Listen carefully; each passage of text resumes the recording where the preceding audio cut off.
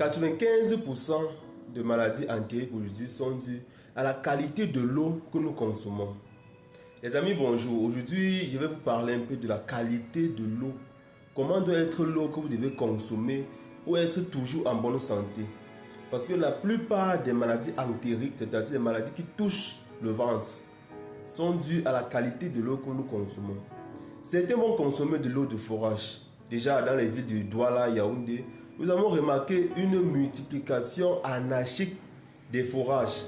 C'est-à-dire chaque personne veut avoir son forage propre à domicile.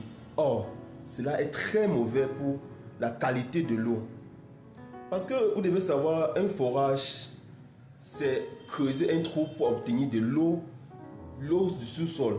Vous voyez? Et lorsque plusieurs personnes font cela, cela affaiblit non seulement la nappe phréatique, qui va devenir perméable à tout type de bactéries.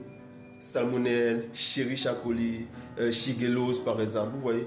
Tous ces germes-là, normalement, ne peuvent pas traverser la nappe phréatique. Vous voyez?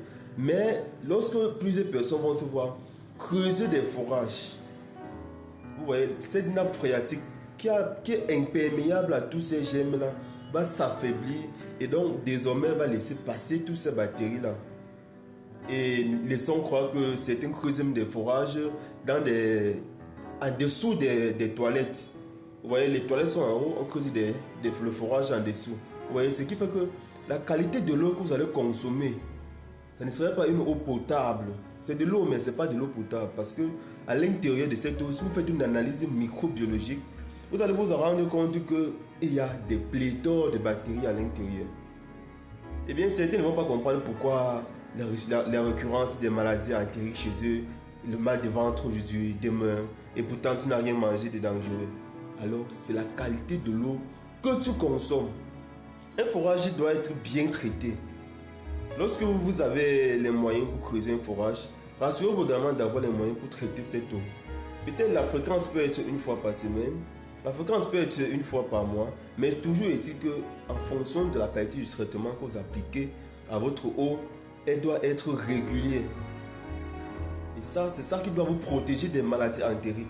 Lorsque vous ne traitez pas votre eau de forage, alors il y a une multiplication des bactéries. Les germes s'accumulent.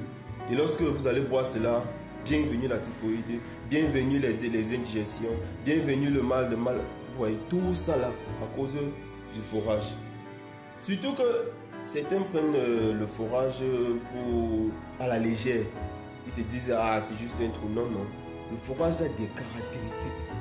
Pour faire un forage, allez rencontrer des personnes spécialistes du domaine. Il ne s'agit pas